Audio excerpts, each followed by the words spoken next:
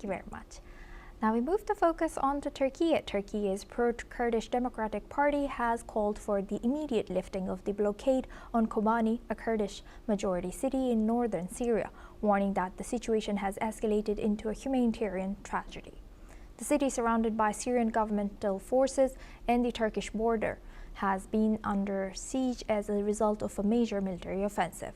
Dem co-chair Tülay Hatimoğulları has described the situation as a deadly catastrophe, with residents now stranded after fleeing surrounding villages. Basic services, including electricity, water, and the internet, have been cut off. Hatimoğulları has urged guarantor countries like the US and Western allies to urgently fulfill their responsibilities in lifting the siege and addressing the dire conditions in Kobani and surrounding areas. Now for this discussion, we welcome Mr. Sol Sadka. He's a political commentator, joins us live from Tel Aviv. Thank you very much, Mr. Sadka, for joining us. Good to see you. Now looking at this, can you tell us the strategic importance or the location of Kobani? Kobani is a border city in northern Syria.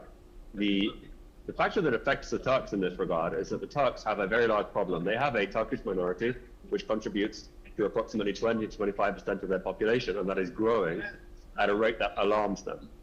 And they realize that over the next 50 years or so, their primary issue is going to be with their Turkish minority.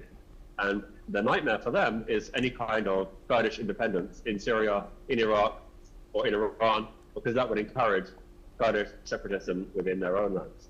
And that's something that worries them very much, which is why they are not only fighting the Kurds on their own southern border, but they are arming and supporting the Jilani regime in their ongoing persecutions, as we are seeing right now in Guam. So, Mr. Sadka, so what should Turkish government do to calm the situation down over there?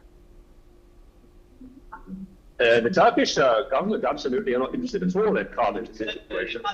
They want as much violence as possible. That's their intention. It's why we have just seen the release of all the ISIS prisoners. They want as much chaos as possible to trouble the Kurds, to keep them busy, so they won't have to fight them in their own areas.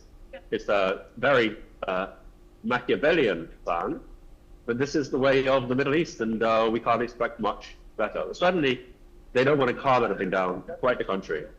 And any help that can be got to these people, these besieged people in the freezing winter conditions, is absolutely recommended, but not expected from the Turks.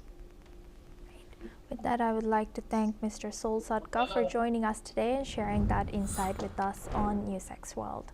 Now we move on to our next news. Ivory Coast President Alassane Ouattara has reshuffled his cabinet, maintaining most senior ministers